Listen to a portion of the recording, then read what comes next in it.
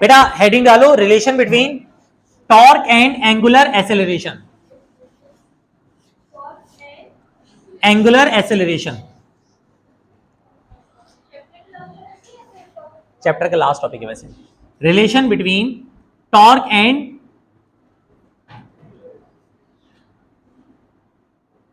Relation between torque and angular acceleration. पहले जरा इसको समझ लो।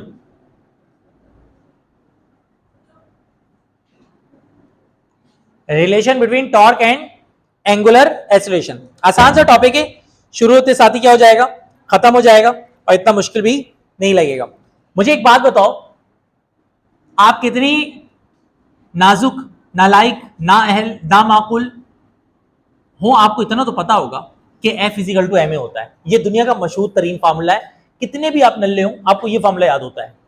कोई ऐसा बच्चा जिसको ये वाला फार्मूला भी याद ना हो, F is equal to M A, नहीं हो सकता कि आपकी क्लास में बैठा हो। तो मैं लिखूंगा according to Newton second law of motion. बेटा लिखिएगा मत मेरे साथ, मैं इससे पहले वर्डिंग लिखवाऊंगा। अभी अभी लिखिएगा मत, मैं सिर्फ समझा रहा हूं अभी। अकॉर्डिंग, काट दो, कर दो गंदा। According to Newton second law of motion.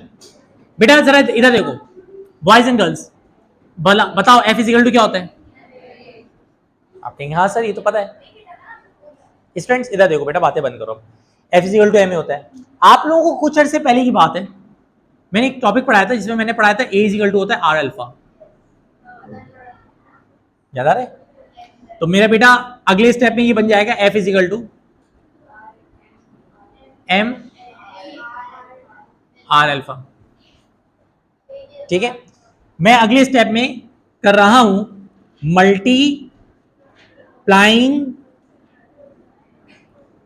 Both sides by R. मैं दोनों साइड को किससे मल्टीप्लाई करवा रहा हूं, तो पता है क्या होगा, देखो अब देखोगे तो तुम लोग को अच्छा फील होगा। क्या बन जाएगा, R F is equal to M R square alpha. आप कहेंगे क्यों, बेटा याद रखिएगा आर एफ,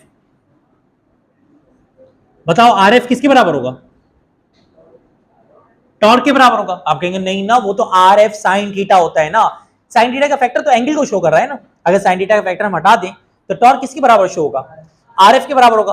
तो टॉर्क बराबर हो गया आपके पास किसके, आर स्क्वायर के, सॉरी आर एफ के। तो यहां पर क्या आ जाएगा, टॉर्क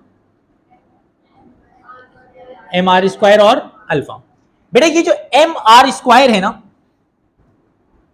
ये शो करता है, एम आर स्क्वायर शो करता है आई को, जो कि कहलाता है मोमेंट ऑफ इनर्शिया।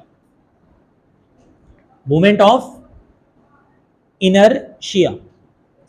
तो ऊपर वाले फैक्टर में टॉर्क तो टॉर्क रहेगा, एम आर स्क्वायर की जगह क्या आ जाएगा, आई, और साथ में क्या आ जाएगा, अल्फा।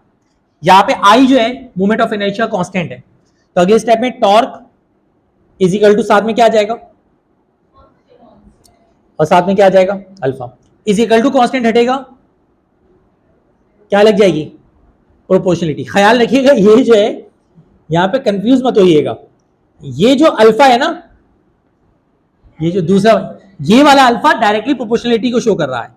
ये वाला जो फर्स्ट वाला अल्फा है ये डायरेक्टली प्रोपोर्शनलिटी को शो कर रहा है, और ये वाला जो अल्फा है ये एंगुलर एक्सेलरेशन को शो कर रहा है। इसका मतलब क्या है कि टॉर्क अगर ज्यादा होगा तो एंगुलर एक्सेलरेशन भी क्या आएगी, और ये अंडरस्टूड है यार, मैं अगर टॉर्क ज्यादा लगाऊंगा तो इसके अंदर एंगुलर एक्सेलरेशन क्या आएगी, ज्यादा आएगी, और अगर मैं टॉर्क कम लगाऊंगा तो एंगुलर एक्सेलरेशन क्या आएगी, कम। क्लियर है यहां तक?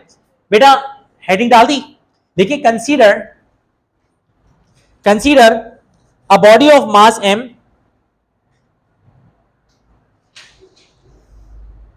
consider a body of mass m rotating in a circle of radius r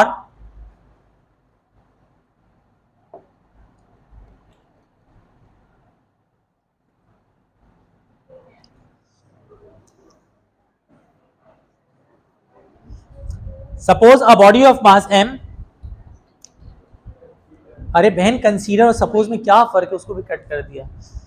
अगर मैंने सपोज बोला है दूसरी दफा में और पहली दफा में क्या बोला था कंसीडर, तो बेटा कंसीडर और सपोज दोनों का मतलब क्या होता है, एक होता है।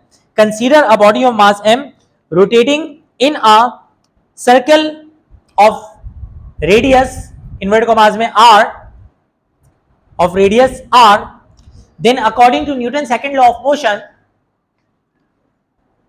then according to Newton's second law of motion, then according to Newton's second law of motion,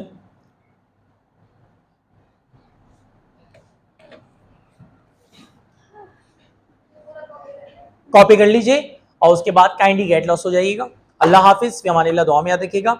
अल्लाह ने चाहा तो नेक्स्ट क्लास में, यार अब थ्योरी पढ़ पढ़ के थक गए होंगे, अब न्यूमेरिकल्स हो जाए, है ना, काफी दिनों से अब थ्योरी पढ़ लें। अब मैं काम करूंगा, मैंने यूनिट नंबर 2 के न्यूमेरिकल सारे करा दिए थे, याद होगा डायनेमिक्स के न्यूमेरिकल नहीं कराए थे, तो अब नेक्स्ट क्लास में हम डायनेमिक्स के किस पाएंगे, न्यूमेरिकल्स पाएंगे। ठीक है भाई, इस चैप्टर के हैं, उसके बाद आ जाऊंगा ना।